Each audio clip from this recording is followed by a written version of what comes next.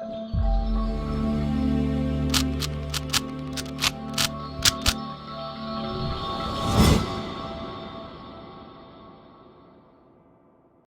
guys, welcome to Vibha Classes by Priya Thapar. I hope you like my videos. If you like my videos, please like, share and subscribe our channel.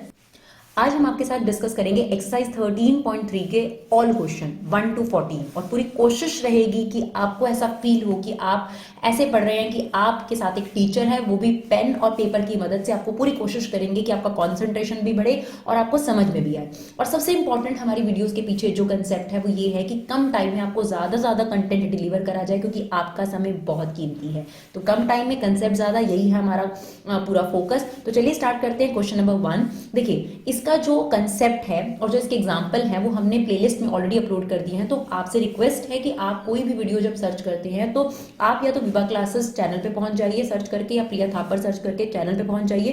फिर playlist में जाके जो recent playlist है उसमें जाकर अपनी videos देखिए, chapter wise sorted form में मिलेंगी। तो आप इससे पहले इसका कंसेप्ट वीडियो देखकर आइए, आपको और आसानी होगी कि इसमें किस तरीके के कंसेप्ट है। तो 2 कंसेप्ट आपको इसमें देखने को मिलेंगे, टोटल प्रोबेबिलिटी और बेस थ्योरम।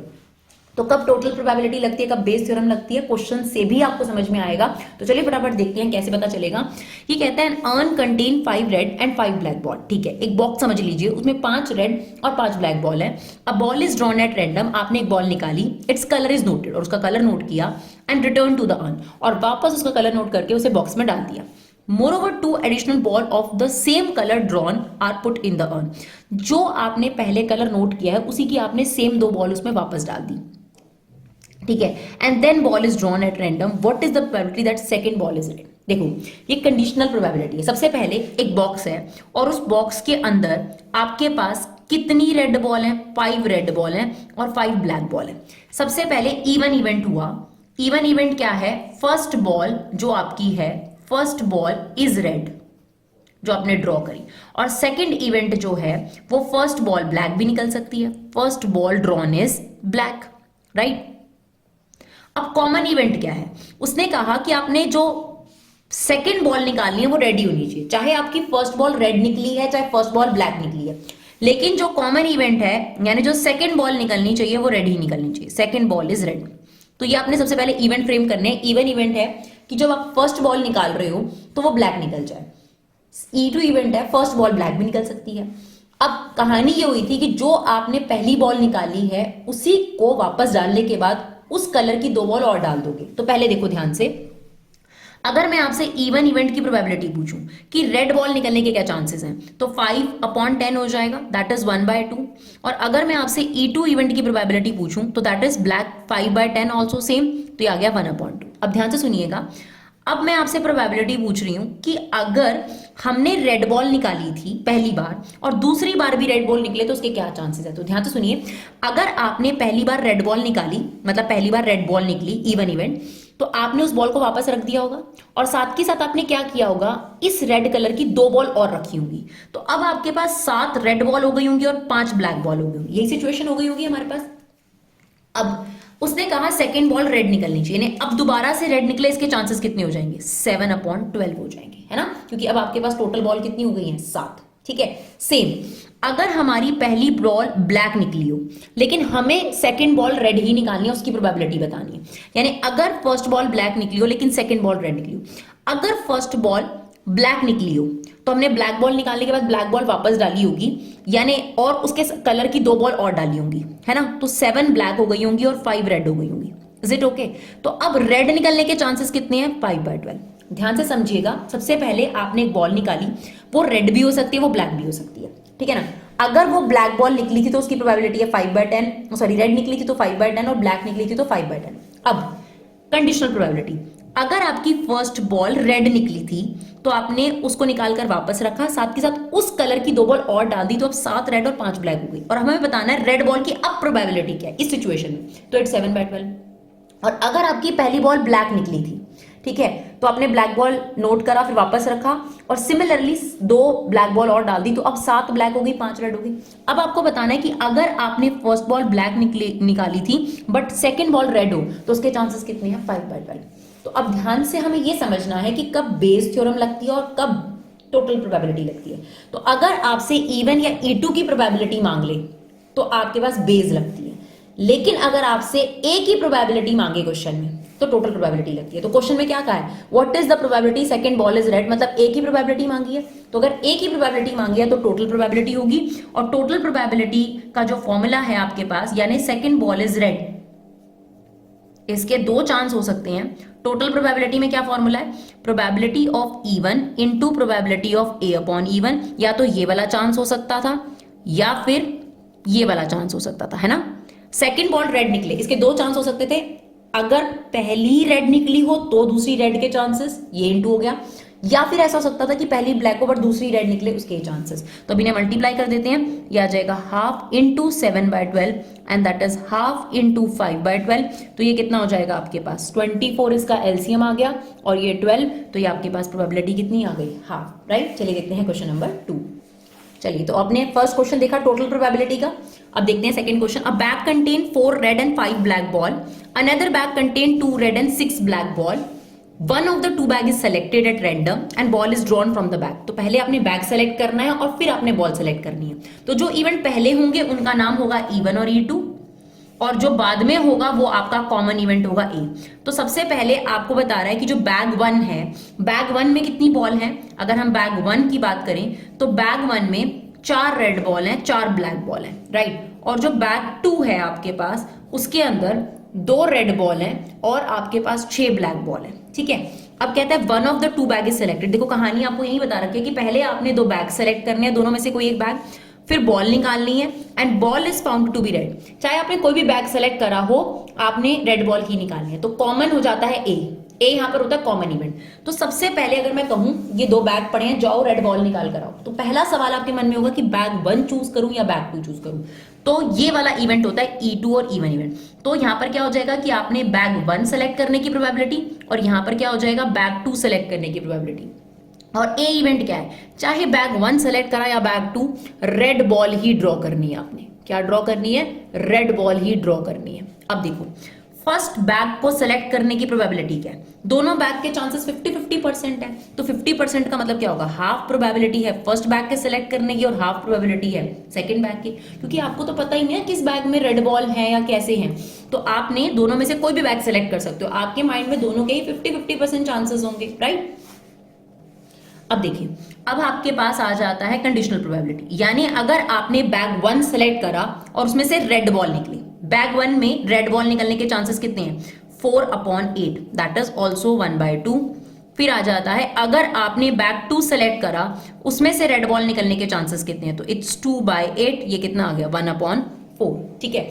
अब क्वेश्चन आता है कि टोटल प्रोबेबिलिटी का क्वेश्चन है या बेस का है, तो ध्यान से सुनना। अगर E1 या E2 की प्रोबेबिलिटी मांग लेगा, यानी what is the probability bag 1 is chosen, या पूछ ले what is the probability bag 2, तो बेस लगेगी। और अगर ए की प्रोबेबिलिटी मांग ले, जो मैंने ए लिखा है यहाँ पर, तो टोटल प्रोबेबिलिटी है। तो क्या कहता है, find the probability ball drawn from first bag. First bag मतलब E1 की प्रोबेबिलिटी मांग ली।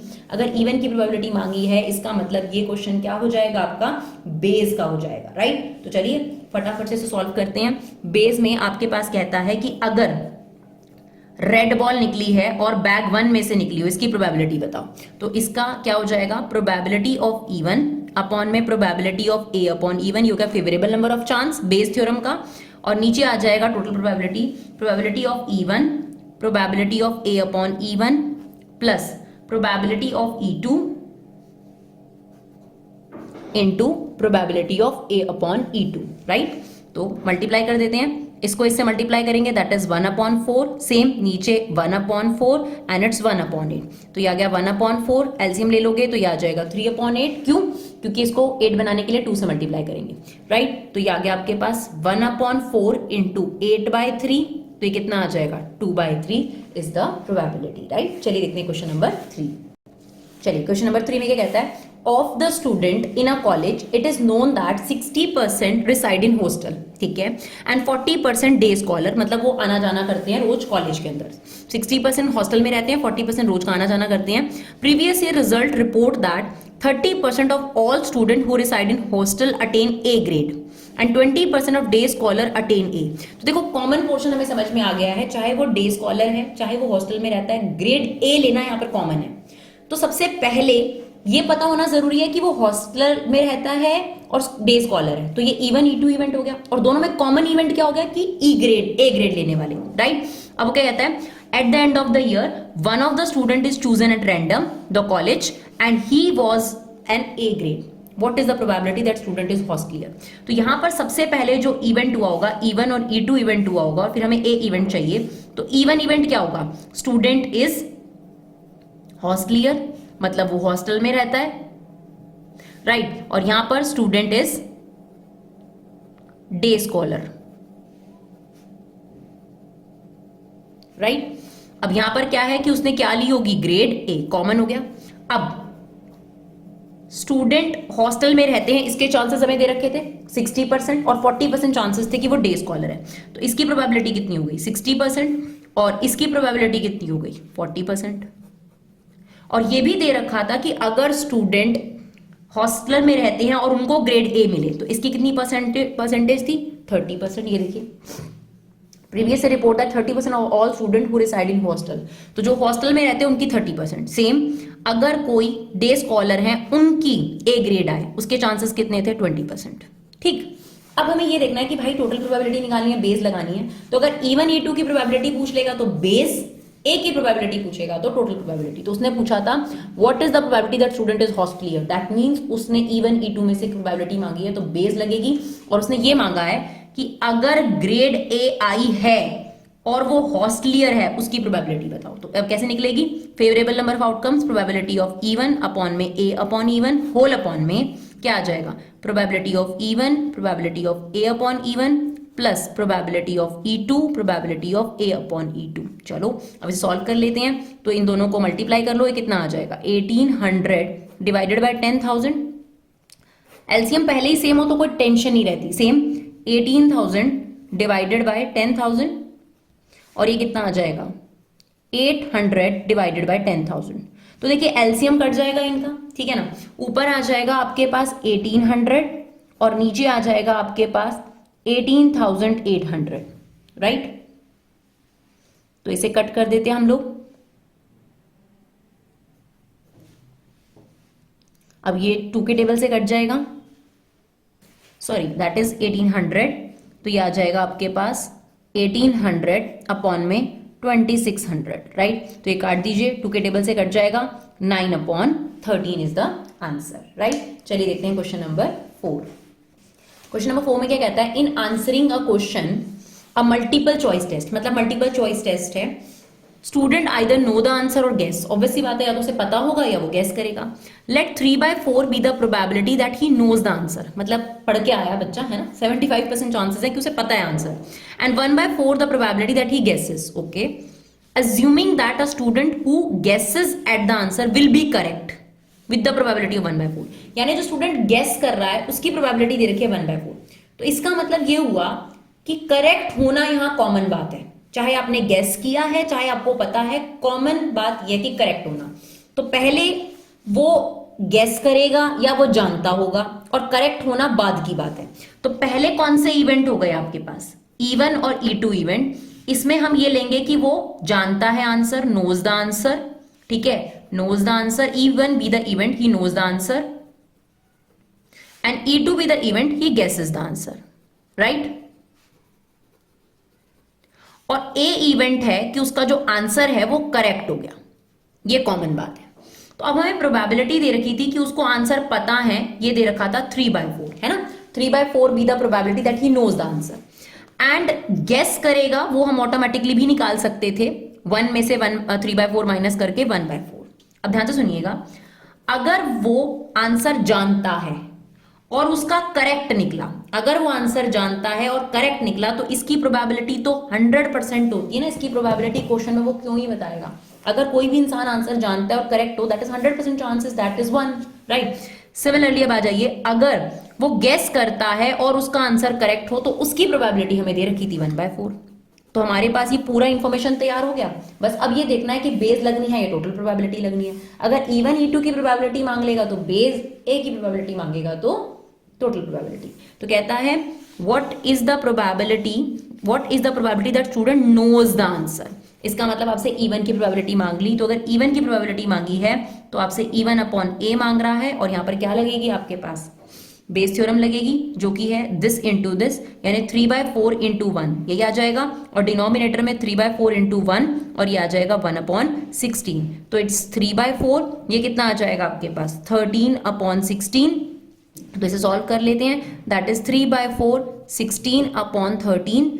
तो ये आपका कट गया, ये आंसर आ गया आपके पास 12/13, राइट। चलिए देखते हैं next question.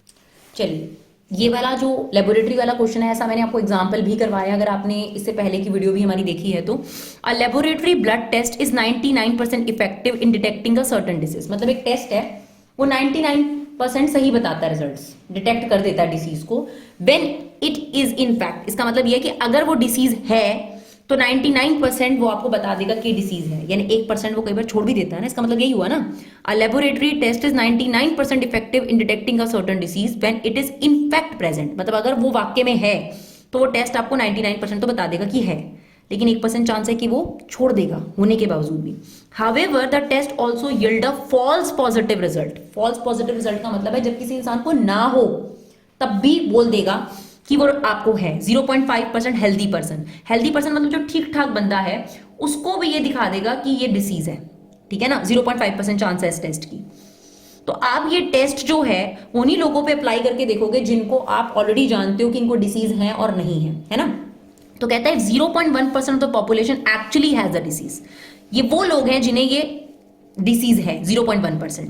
What is the probability that person has the disease given that his test result is positive. देखो अब सबसे पहले जो यहां पर समझना जरूरी है कि आपने वो पॉपुलेशन लेनी है जिनको ये डिसीज है और जिनको ये डिसीज नहीं है।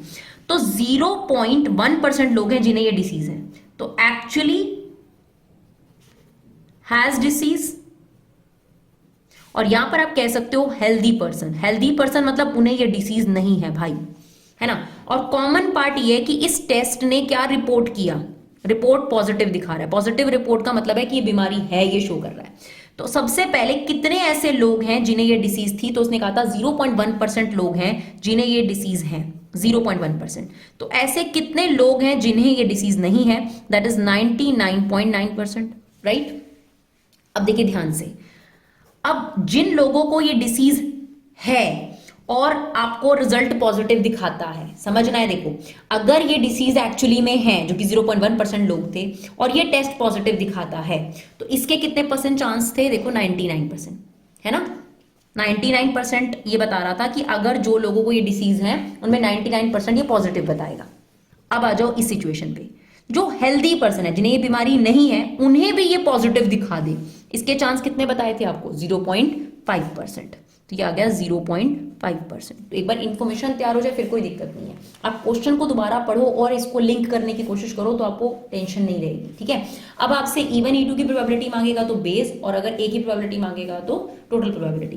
तो इसने क्या मांगा था, what is the probability person has the disease. इसका मतलब E1 की प्रोबेबिलिटी मांग ली। अगर E1 की प्रोबेबिलिटी मांगी है तो ये बेस ही है, यानी ये कह रहा है कि अगर पॉजिटिव रिपोर्ट आई है और E1 रहा तो अब इसमें हमें क्या करना पड़ेगा, probability of E1 into this, ये न्यूमरेटर में आएगा, डिनोमिनेटर में क्या आएगा, this into this plus this into this. तो इसको इससे मल्टीप्लाई कर देंगे हम लोग, तो ये कितना आ जाएगा 0.1 इंटू 99 अपॉन में 10,000, सेम 0.1 इंटू 99 अपॉन में 10,000, एंड सिमिलरली 99.9 एंड 0.5 अपॉन में 10,000, राइट।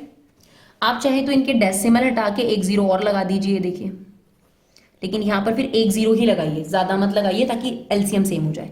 अब ऊपर क्या होगा, अगर हम 1 लाख का एलसीएम लेके काट दें तो ऊपर बचेगा 99, नीचे वाला हमने काट दिया समझ लीजिए, यहां बचेगा 99 और ये बच जाएगा आपके पास 499.5, ये बचेगा 0.5, राइट। ये आ जाएगा 99, इसको ऐसे मत काट दीजिएगा, ये गलत हो जाएगा बिल्कुल।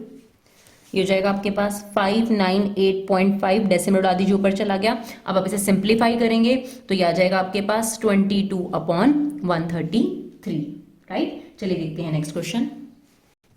There are 3 coins, one is 2-headed coin, another is biased coin. Biased मतलब कुछ गड़बड़ है। दैट कम्स अप 75% हेड्स, मतलब उसमें आप अगर आप उसे कॉइन को टॉस करोगे तो 75% चांसेस ऐसे हैं कि उसको ऐसा बनाया गया है कि 75% उसमें हेड आएगा, ठीक है ना।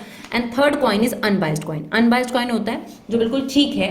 देखो पहला कॉइन भी बाइस था क्योंकि दोनों तरफ ही हेड था। दूसरा कॉइन ऐसे बनाया गया था कि उसके 75% चांसेस थे कि हेड आएगा। और तीसरा कॉइन नॉर्मल है। अनबाइस्ड कॉइन होता है ठीक, जिसमें हेड और टेल आने के बराबर बराबर चांसेस है, half half. One of the three coin is chosen. पहले आपने तीन कॉइन में से कोई एक कॉइन उठाया, तो पहले जो इवेंट है वो कॉइन को चूज करना है ना। और तीन कॉइन फॉर एग्जांपल आपके पास पड़े हैं, तो आप कोई भी कॉइन उसमें से पिक कर सकते हो क्योंकि आपको नहीं पता है ना। तो कॉइन के चूज करने के चांसेस क्या है, क्योंकि तीन कॉइन्स हैं तो हर कॉइन के चूज करने के चांसेस हो जाएंगे 1/3, 1/3 और 1/3। ठीक है, आपने चूज किया कॉइन को, फिर आपने उसे टॉस किया। इफ इट शोज हेड, तो चाहे कोई भी कॉइन आपने टॉस करा, कॉमन बात क्या है, हेड। तो अगर मैं इवन इवेंट की बात करूं तो coin one is chosen, coin one is chosen. And similarly अगर हम E2 इवेंट की बात करें तो कॉइन आपने 2 चूज करा है, और E3 इवेंट की बात करें तो आपने कॉइन 3 चूज करा है। ठीक है, आप प्रॉपर स्टेटमेंट लिखेंगे, मैं सिर्फ समझाते हुए आपको शॉर्ट में लिख देती हूँ, तो प्लीज रिक्वेस्ट है कि ऐसे शॉर्ट में नहीं लिखना है आपने। Coin 1 is chosen, coin 2 is chosen and coin 3 is chosen. और ए इवेंट क्या है हमारे पास कि हमने कोई भी कॉइन चूज करा है, हेड कम्स अप। अब फर्स्ट कॉइन को चूज करने की प्रोबेबिलिटी कितनी है, 1/3। सेकेंड कॉइन को चूज करने की probability is also 1/3 and third coin को चूज करने की प्रोबेबिलिटी इज ऑल्सो 1/3। राइट, अब ध्यान से सुनिएगा, अगर आपने कॉइन 1 चूज करा है और हेड आया, अगर कॉइन 1 चूज करा और हेड आया, क्योंकि वो 2 हेडेड कॉइन था तो उसमें 100% चांसेस है कि हेड ही आएगा, 2/2 यानी 1। अगर आपने सेकेंड कॉइन चूज करा और उसमें हेड आया तो उसमें 75% चांसेस है, जिसको आप सिंपलेस्ट फॉर्म में 3/4 लिख सकते हो। राइट, और अगर हमने थर्ड कॉइन चूज करा और हेड आया तो क्योंकि वो अनबाइस्ड कॉइन था तो उसमें चांसेस कितने हैं, हाफ। राइट, अब बेस लगेगी या टोटल प्रोबेबिलिटी लगेगी, किस बात पे डिपेंड करता है। अगर इवन E2 की प्रोबेबिलिटी पूछ लेगा तो बेस, और ए की पूछ लेगा तो टोटल। ठीक है, तो इसने कहा if it is 2 headed coin. 2 headed coin कौन सा था, फर्स्ट कॉइन था, तो इसने आपसे इवन की प्रोबेबिलिटी मांग ली। अगर इवन की प्रोबेबिलिटी मांगी है तो ये बेस है, और इसमें क्या होगा, probability of even into P of A upon even, ये फेवरेबल हो गया। और नीचे कितना हो जाएगा, P of even, P of A upon E1 plus E2 probability of A upon E2 plus E3 probability of A upon E3। Right, अब इसे मल्टीप्लाई कर दीजिए ऊपर, 1/3 को 1 से करेंगे 1, यही आ गया, नीचे आ गया 1/3 इंटू 1, इसको मल्टीप्लाई कर दीजिए, ये आ जाएगा आपका 3/12। ठीक है, ये कितना आ गया, 1/6। तो आपको एलसीएम लेना पड़ेगा, ये 1/3 है, नीचे 12 एलसीएम ले लेते हैं हम लोग। ठीक है ना, तो ये हो जाएगा आपका 4, ये हो जाएगा 3, ये हो जाएगा 2, ये आ गया आपके पास 1/3, 12, 9। ठीक है, तो ये कट जाएगा, 3 4 12, तो ये आंसर कितना आ गया आपके पास, 4/9। राइट, चलिए देखते हैं क्वेश्चन नंबर 7। अब क्वेश्चन नंबर 7 में क्या कहता है, an insurance company insured 2000 scooter driver, 4000 car driver and 6000 truck driver. तो इंश्योरेंस कंपनी ने इतने लोगों का इंश्योरेंस करा। The probability of an accident, अब देखो ये एक्सीडेंट कॉमन हो गया तीनों में, चाहे वो स्कूटर ड्राइवर है, चाहे वो कार ड्राइवर है, चाहे वो ट्रक ड्राइवर है ना, कॉमन हो गया, ये ए इवेंट आ गया। तो पहले इवन E2 इवेंट जो हुए वो क्या हुए कि जो पर्सन है वो स्कूटर ड्राइवर है या कार ड्राइवर है या ट्रक ड्राइवर है, तो इवन E2 E3 क्लियर हो गया। और ए इवेंट हो गया कि एक्सीडेंट होना, जिसकी प्रोबेबिलिटी भी आपको दे रखी है। One of the insured person met with an accident, what is the probability that he is a scooter driver. तो यहाँ पर इवन इवेंट क्या है कि आपके पास जो इंश्योर्ड पर्सन है वो स्कूटर ड्राइवर है। राइट, वो स्कूटर ड्राइवर है। और E2 इवेंट क्या है आपके पास कि वो कार ड्राइवर है। और E3 इवेंट क्या है कि वो ट्रक ड्राइवर है। और ए इवेंट क्या है कि एक्सीडेंट हुआ है, चाहे वो ट्रक ड्राइवर है चाहे वो कोई भी है। ठीक है ना, तो आपके पास इवन की प्रोबेबिलिटी क्या है, ध्यान से सुनिएगा, 2 4 और 6 इनको ऐड कर लीजिए तो ये 12,000 हो गया। तो इसका मतलब 2000 आउट ऑफ 12,000 ये प्रोबेबिलिटी है कि वो स्कूटर ड्राइवर है, दैट इज 1/6। सिमिलरली E2 की प्रोबेबिलिटी निकाल लेते हैं, 4000 अपॉन में 12,000, तो ये आ जाएगा आपके पास 1/3। सिमिलरली E3 की प्रोबेबिलिटी निकाल लेते हैं, ये आ जाएगा 6000 अपॉन 12,000, दैट इज 1/2। ठीक है, अब हमें निकालना है कॉमन। तो अगर स्कूटर ड्राइवर था और एक्सीडेंट हुआ था तो आपको पहले से प्रोबेबिलिटी दे रखी है रिस्पेक्टिवली, है ना, तो ये है 0.01। और अगर वो कार ड्राइवर था और एक्सीडेंट हुआ था, इसके चांसेस थे 0.3। और अगर वो ट्रक ड्राइवर था और एक्सीडेंट हुआ था तो उसके चांसेस दे रखे हैं 0.15, सॉरी। राइट, अब आपसे किसकी प्रोबेबिलिटी मांगी है कि वो स्कूटर ड्राइवर हो, यानी आपके पास कहीं ना कहीं इवन की प्रोबेबिलिटी मांग ली, तो ये क्या हो गया आपके पास, बेस थ्योरम हो गया। तो अब हमें क्या निकालना है, प्रोबेबिलिटी ऑफ इवन अपॉन ए, जिसका फॉर्मूला क्या होगा, that is even upon, sorry, even into this, है ना, तो दिस इंटू दिस, ये आ गया आपके पास 1/6 इंटू 1/100, सेम 1/6 इंटू 1/100 प्लस, अब नीचे टोटल प्रोबेबिलिटी आएगी तो 1/3 इंटू दिस, तो ये आ गया 1/3 इंटू 3/100 प्लस लास्ट है हमारे पास हाफ इंटू 15/100, राइट। तो ये आ गया आपके पास 1/600, राइट। और ये हमारा एलसीएम लेना पड़ेगा, यहाँ पर हमारा 600 पूरी के एलसीएम नहीं आ रहा, राइट। तो आप एक काम कर सकते हो, यहाँ पर आप एलसीएम ले सकते हो 1200, तो ये 1/600 हमने एज इट इज लिख दिया। और नीचे ले लेते हैं, हम एक काम करते हैं 1200 एलसीएम ले लेते हैं, तो ये हो जाएगा आपके पास 2, ये आपके पास हो जाएगा 4 3 12, ये आपके पास हो जाएगा 90, राइट। तो ये हो गया 1/600 इंटू में 1200 डिवाइडेड बाय दैट इज 104, तो ये आपके पास 2 से कट गया और ये आ जाएगा 1/52, राइट। चलिए देखते हैं question number 8। A factory has two machine A and B. Past record shows that machine A produce 60% of the item of the output. यानी जो मशीन A है वो टोटल आउटपुट का 60% प्रोड्यूस करता है and machine B produce 40% of the item. Further, 2% of the item produced by machine A and 1% produced by machine B were defective. अब देखो, दोनों जो आउटपुट प्रोड्यूस करते हैं वो इंडिपेंडेंट है, लेकिन डिफेक्टिव होना दोनों में कॉमन बात है ना।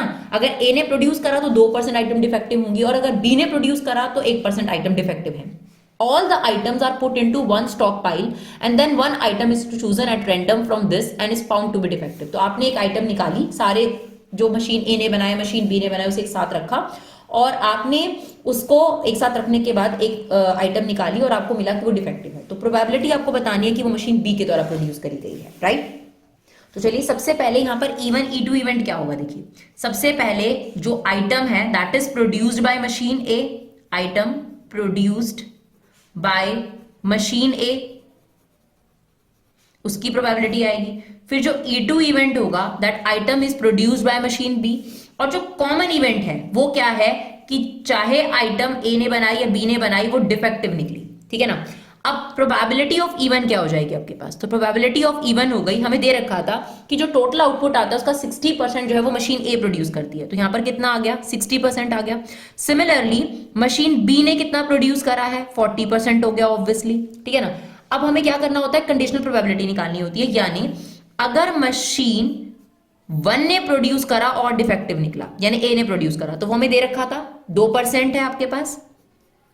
और अगर मशीन बी ने प्रोड्यूस करा और डिफेक्टिव निकला तो वो हमें दे रखा था 1%. अब मैंने आपको पहले भी बताया कि अगर आपके पास इवन या E2 इवेंट की प्रोबेबिलिटी मांगे तो बेस, और अगर ए की प्रोबेबिलिटी मांगे तो टोटल प्रोबेबिलिटी. तो इसने क्या मांगा, मशीन बी की प्रोबेबिलिटी बताओ अगर वो डिफेक्टिव है तो. यानी हमें निकालना है अगर डिफेक्टिव है और मशीन ए ने प्रोड्यूस करा है तो बताओ.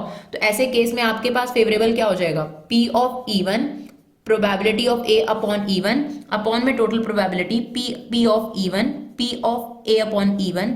सेम आपके पास E2 वाला ले लेंगे हम लोग, राइट. चलिए अभी क्या हो जाएगा, 60% इंटू दिस है ना, तो ये आ जाएगा 120 अपॉन 10,000. सेम डिनोमिनेटर में 120 अपॉन 10,000 प्लस 40 इंटू दिस, तो ये आ जाएगा 40 अपॉन में 10,000. तो एलसीएम देखिए 10,000 है तो एलसीएम कट जाएगा, ऊपर आ जाएगा 120 और नीचे कितना आ जाएगा आपके पास 160.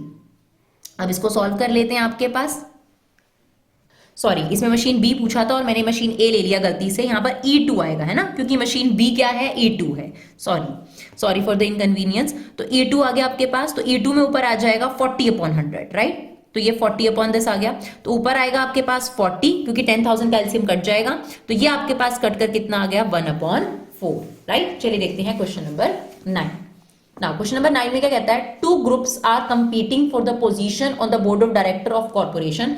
तो 2 ग्रुप हैं जो बोर्ड ऑफ डायरेक्टर की पोस्ट के लिए लड़ रहे हैं. The probability that first and second group will be win.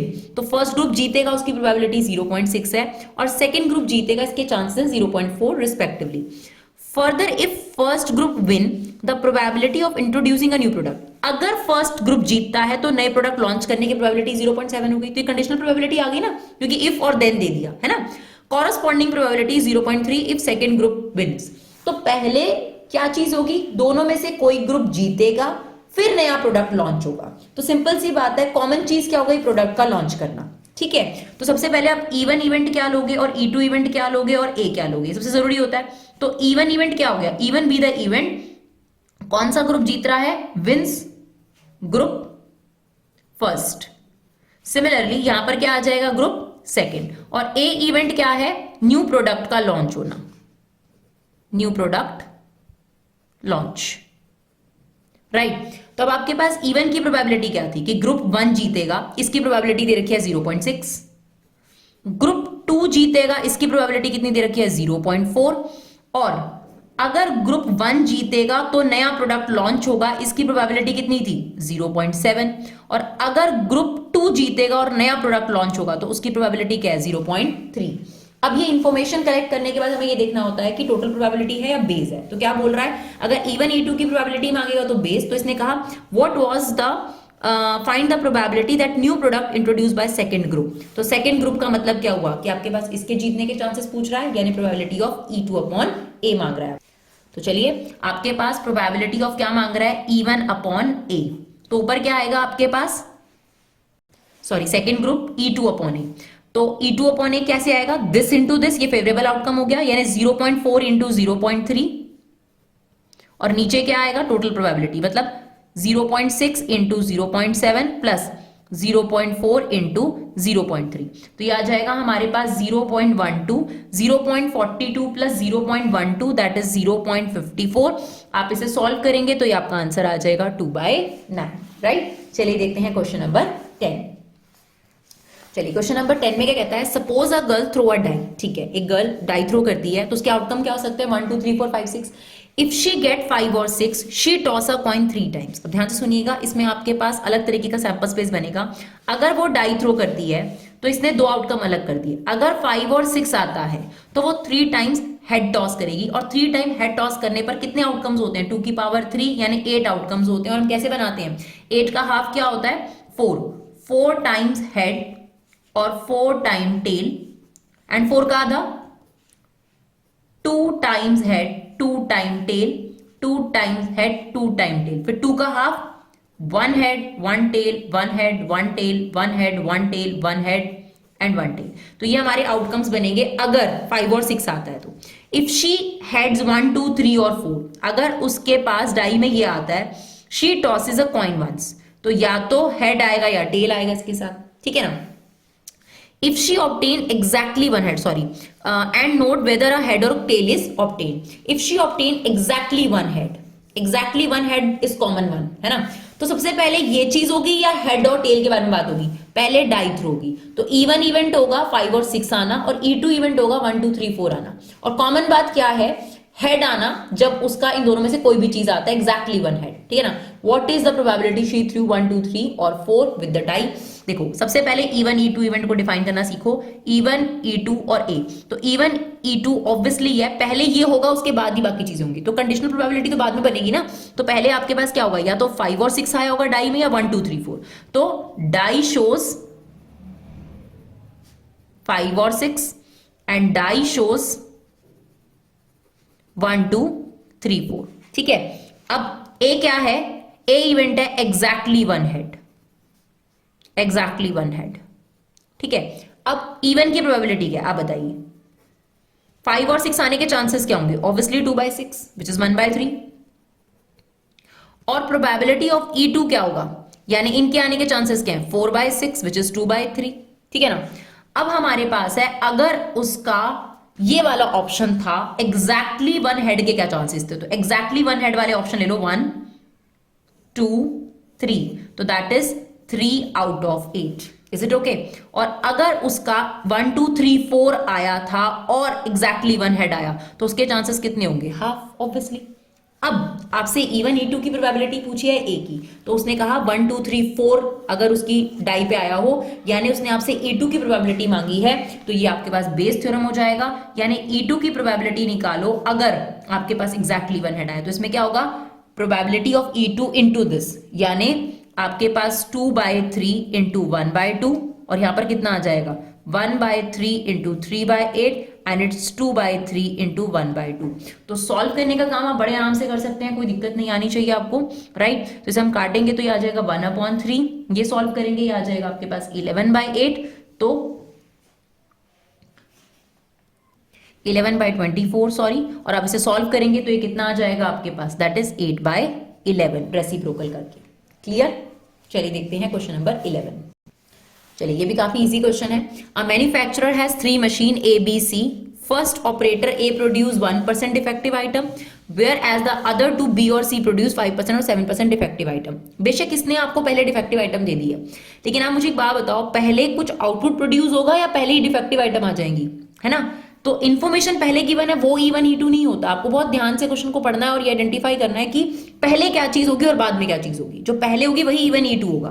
कहता है A on the job for 50% of the time. जो ऑपरेटर है वो ए 50% अपने जॉब पे रहता है, और बी जो है वो 30% अपने टाइम पे रहता है, जॉब पे रहता है, और सी 20% जॉब पे रहता है। तो पहले ये जॉब पे रहेंगे तभी तो डिफेक्टिव आइटम की बारे में बात आएगी। तो पहले चांसेस है ये कितना टाइम अपनी जॉब पे रहते हैं, है ना? तो कहता है and defective item is produced. अब डिफेक्टिव आइटम प्रोड्यूस हुई है, आपको प्रोबेबिलिटी बतानी है कि वो ए ने प्रोड्यूस करा है, ठीक है, या ए के ऑपरेटर के कह सकते हो सुपरविजन में प्रोड्यूस हुआ है। तो इवन इवेंट होगा कि आपके पास फर्स्ट ऑपरेटर प्रेजेंट है वहां पर, या फर्स्ट ऑपरेटर की प्रेजेंस में प्रोडक्शन हुई है, ठीक है ना? और E2 इवेंट हो जाएगा सेकंड ऑपरेटर के प्रेजेंस में आपके पास प्रोडक्शन हुई है, और E3 इवेंट हो जाएगा थर्ड ऑपरेटर के। और जो कॉमन बात हो गई, इन तीनों ऑपरेटर के होने पर भी डिफेक्टिव आइटम प्रोड्यूस हो रही है। तो अगर मैं आपसे पूछूं कि फर्स्ट ऑपरेटर के टाइम डिफेक्टिव आइटम प्रोड्यूस हुई, तो पहली बात, फर्स्ट ऑपरेटर कितना टाइम रहता है काम पर, 50%। सेकेंड ऑपरेटर कितना टाइम रहता है, 30%। और थर्ड ऑपरेटर अपने टाइम पर रहता है, इसकी प्रोबेबिलिटी कितनी है, 20%। अब आता है हमारे पास, अगर ऑपरेटर 1 रहता है और डिफेक्टिव निकले तो उसके चांसेस है 1%, और अगर ऑपरेटर 2 है और डिफेक्टिव निकले तो उसके चांसेस हैं 5%, और अगर ऑपरेटर थर्ड है और डिफेक्टिव निकले उसके चांसेस हैं 7%। Is it okay? अब आपसे क्या मांगा है कि ये ए ने प्रोड्यूस करा हो, यानी आपसे P ऑफ E1 अपॉन ए मांगा है, जो कि दिस इंटू दिस हो जाएगा, यानी ऊपर न्यूमरेटर में कितना आ जाएगा ये, यानी 50 अपॉन में 10,000 होल अपॉन में 50 अपॉन में 10,000 प्लस 150 अपॉन में 10,000 एंड दैट इज 140 अपॉन में 10,000। अब आप एलसीएम ले लो इसका, तो ये आ जाएगा 50, ये आपके पास आ गया 340, तो ये आपके पास कट कर आ जाएगा 5/34 is the answer, right? 12th question बहुत अच्छा है, ध्यान से सुनिएगा, बहुत बढ़िया क्वेश्चन है। ये वाले क्वेश्चंस में तो आइडेंटिफाई बड़े आराम से हो जाता है, 12th में थोड़ा सा दिमाग लगाने की जरूरत है। तो चलिए देखते हैं क्वेश्चन नंबर 12, जो कि बहुत ही बढ़िया और इंपॉर्टेंट क्वेश्चन है एग्जामिनेशन पर्सपेक्टिव से। चलिए क्या कहता है, अ card from a pack of 52 card is lost. तो कहता है एक 52 के पैक में से एक कार्ड गुम जाता है। From the remaining card of the pack 2 cards are drawn. अब कहता है जो बचे हुए कार्ड है ना, बचे हुए कार्ड में से आप 2 कार्ड निकालते हैं, फाउंड बोथ आर डायमंड। अब मेरी बात सुनो, आपको रिमेनिंग कार्ड में से निकाल कर देखना है कि डायमंड आ रहा नहीं है। तो पहले तो ये जरूरी जानना है कि जो गुमा है कार्ड वो डायमंड है या नहीं है, क्योंकि उससे सेकंड प्रोबेबिलिटी वेरी कर रही है। देखो पहले उसने कहा है कार्ड गुम जाता है, और गुमे हुए कार्ड, बचे हुए कार्ड में से आप डायमंड निकालते हो और दोनों डायमंड निकलेंगे। तो डायमंड की प्रोबेबिलिटी इस बात पे बहुत हद तक डिपेंड करती है कि पहले क्या लॉस्ट हुआ था। तो यहां पर पहले क्या चीज हुई, आपको ये देखना पड़ेगा, लॉस्ट कार्ड की प्रोबेबिलिटी को आपको लेट करना पड़ेगा। तो E1 और E2 और कॉमन, तो यहां पर हम मान रहे हैं कि जो लॉस्ट कार्ड है इज डायमंड।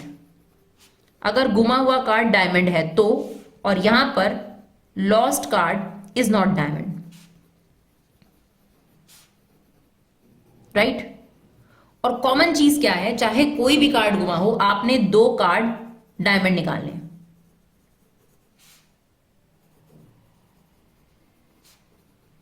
राइट? अब E1 की प्रोबेबिलिटी क्या है, डायमंड कितने होते हैं आपके पास, 13, स्पेड भी 13, क्लब भी 13। तो अगर लॉस्ट कार्ड डायमंड है तो 13 में से कोई भी पत्ता गुम सकता है, यानी 13/52 इज द चांसेस। तो ये कटकर कितना आ जाएगा आपके पास, 1/4। अगर लॉस्ट कार्ड डायमंड नहीं है तो आप 1 में से इसकी प्रोबेबिलिटी माइनस कर दो, नहीं तो 39/52, या आप सिंपल कह सकते हो 3/4, है ना? या तो लॉस्ट कार्ड डायमंड होगा या लॉस्ट कार्ड डायमंड नहीं होगा।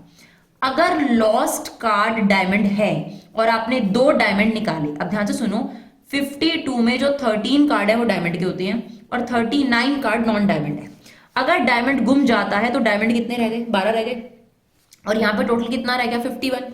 अब वो कह रहा है कि 2 कार्ड निकालने और वो भी डायमंड होनी चाहिए, तो क्या होगा अगर हमें डायमंड ही निकालना है, तो उसकी प्रोबेबिलिटी हो जाएगी 12/50, और एक और कार्ड निकालना है तो पहले कार्ड निकालने की प्रोबेबिलिटी हुई, नेक्स्ट कार्ड निकालने की प्रोबेबिलिटी हो जाएगी 11/49।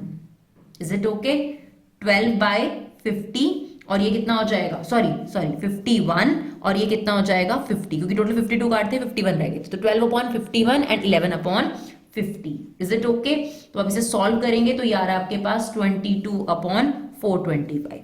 नेक्स्ट, अगर हमारा लॉस्ट कार्ड डायमंड नहीं है और हमें 2 डायमंड निकालने हैं, तो देखो अभी भी सिचुएशन ये है कि 52 कार्ड में 13 डायमंड है और 39 नॉन डायमंड है।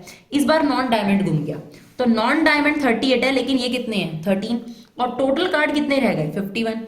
तो अब डायमंड निकलने के चांसेस हैं 13/51, और जो सेकंड डायमंड निकालना है 12/50। Is it okay? क्लियर है? हमारे डायमंड निकलने के चांसेस ये हो जाएंगे। तो ये आ रहा है हमारा 26/425, राइट? अगर आप सिंप्लीफाई करेंगे इसको तो सिंप्लीफाई कर लीजिएगा, सिंप्लीफाई करके ही आपके पास ये आंसर आ रहा है। देखिए अगर आप इसे 2 के टेबल से काटें तो ये 2 6 पे कट जाएगा, ये 25 पे कट जाएगा, और फिर ये 3 से कट जाएगा, 3 2 और ये 3 1 3 और 3 7 21, ठीक है ना? तो आपके पास आ जाएगा 22/425, राइट? अब हमें किसकी प्रोबेबिलिटी निकालनी है, सेम हमारा नीचे रहेगा, ठीक है ना? तो अब हमें निकालनी है कि find the probability lost card being a diamond, तो हमें इवन की प्रोबेबिलिटी निकालनी है, तो क्या हो जाएगा, प्रोबेबिलिटी ऑफ इवन अपॉन में ए, तो उसमें क्या होगा, इवन और ये ऊपर आ जाएगा, यानी probability of even into probability of A upon even. अब आपको फॉर्मूला तो फ्रेम करना आ गया होगा, आई होप उसमें कोई दिक्कत नहीं होगी, बस कैलकुलेशन में थोड़ी मिस्टेक हो सकती है, वो हम लोगों से भी हो जाती है। तो देखिए ये आ जाएगा 1/4 इंटू में 22 अपॉन में 425, एंड सेम 1/4 इंटू 22 अपॉन में 425, एंड दैट इज 3/4 इंटू में 26 अपॉन 425। सबसे अच्छी बात देखिए क्या है कि इनका एलसीएम, इनको सिंप्लीफाई मत करिए, इनका एलसीएम सेम रहेगा आपके पास, क्योंकि देखो 425 इंटू 4 करोगे, नीचे भी 425 इंटू 4 है, तो बेटर यही है कि ऊपर 22 अपॉन 425 इंटू 4 वाला एलसीएम कट कर दो, नीचे आ जाएगा आपके पास 22 plus that is 78, that is basically 22/100, तो ये आ गया 22/100। अब आप इसे कट कर लो, ये आ जाएगा 11/50, 2 के टेबल से अगर हम कट करें, राइट? चलिए देखते हैं क्वेश्चन नंबर 13 और 14 जो कि इसके एमसीक्यूज हैं और लास्ट क्वेश्चन है। चलिए इसमें क्या करना है, हमें probability that A speaks truth is 4/5, तो अगर ए के चांसेस सच बोलने के 4/5 हैं तो झूठ बोलने के चांसेस 1/5 हो गए, दैट इज ऑब्वियस। अब एक कॉइन टॉस करा गया, ए रिपोर्ट दैट हेड अपेयर्स, तो उसको रिपोर्ट करना है कि हेड अपेयर हुआ है ना? तो ऐसा हमने क्वेश्चन भी करा है already. The probability that actually there was a head, तो इसकी प्रोबेबिलिटी बतानी है। तो इवन इवेंट क्या हुआ यहाँ पर, इवन इवेंट हुआ कि वो सच बोलता है, स्पीक्स ट्रूथ, और E2 इवेंट हुआ कि वो फॉल्स बोलता है यानी झूठ बोलता है, और ए इवेंट हुआ उसको ये रिपोर्ट करना है कि हेड आया।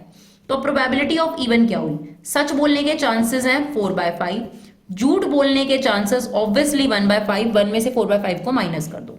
Probability of A upon even, यानी अगर वो सच बोले हेड आया है तो उसकी प्रोबेबिलिटी कितनी होगी, हाफ, क्योंकि हेड आया होगा और उसने सच बोल दिया होगा।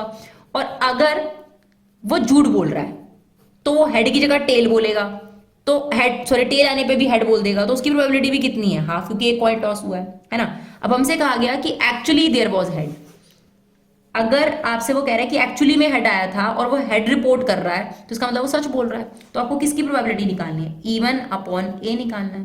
तो क्या करेंगे, दिस इंटू दिस ऊपर आ जाएगा आपके पास, यानी 4/5 into 1/2, same 4/5 into 1/2 and 1/5 into 1/2। वह जनरली सिंप्लीफाई नहीं करती क्योंकि एलसीएम काटना ज्यादा आसान है, क्योंकि 10 एलसीएम आएगा पूरा कट जाएगा, तो न्यूमरेटर में 4 बचेगा और यहाँ 4 + 1 बचेगा, तो इसके चांसेस कितने आ गए, 4/5, that is option A, right? चलिए देखते हैं क्वेश्चन नंबर 14। बहुत ध्यान से समझेंगे, अच्छा क्वेश्चन है काफी। इसमें आपको ये दिया है कि ए सबसेट है बी का और फिर conditional probability A by B का इनमें से बताना है कि क्या ट्रू है, ठीक है ना? तो ध्यान से सुनिए, सबसे पहले जब उसने आपको बोला ए सबसेट है बी का, इसका मतलब ए छोटा सेट है बी से, है ना? तो इसका मतलब ये होगा कि कभी भी हम अगर A इंटरसेक्शन B निकालेंगे तो A आ जाएगा। इसका एग्जाम्पल समझ लो, जैसे A में है 1 2 और B में है आपके पास 1 2 3। अब यहाँ पर A सबसेट है B का, अगर मैं A इंटरसेक्शन B लूं तो क्या निकल कर आ जाएगा A। That means probability of A intersection B is equal to probability of A। ये कंक्लूजन निकल गया इससे हमारा, है ना। अब आप बताओ, इसमें conditional probability A by B के बारे में बात करी है, तो इसका फॉर्मूला क्या होता है? इसका फॉर्मूला होता है A intersection B upon probability of B। ठीक, अब हमारे पास ये डिराइव हो गया कि जो इंटरसेक्शन है वो प्रोबेबिलिटी ऑफ A के इक्वल है। इतनी बात तक कोई डाउट? A सबसेट है B का, तो इंटरसेक्शन A आएगा, तो probability of A intersection B जो है वो प्रोबेबिलिटी ऑफ A के इक्वल हो गई। फिर हमने कंडीशनल प्रोबेबिलिटी का फॉर्मूला लगाया जो कि होता है P of A intersection B upon P of B। अब ये हमने प्रूव कर दिया इसके इक्वल है। अब ध्यान से सुनो,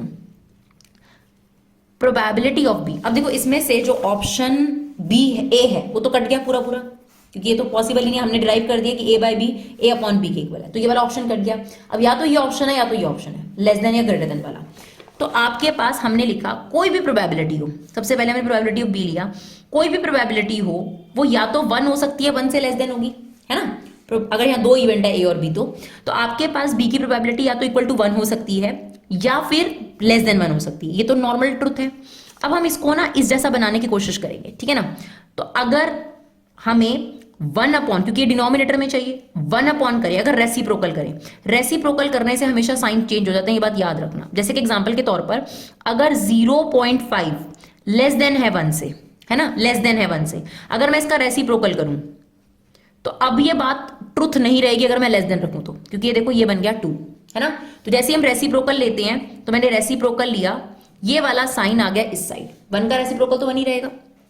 अब मुझे यहाँ P ऑफ A लाना है, तो मैंने both side P of A से मल्टीप्लाई कर दिया, तो ये आ गया P of A, P of B, यहां पर भी P ऑफ A, तो दोनों साइड P ऑफ A से मल्टीप्लाई कर दिया। नाउ ये वाली चीज किसके इक्वल है? इसके इक्वल है, तो हम इसकी जगह ये लिख सकते हैं।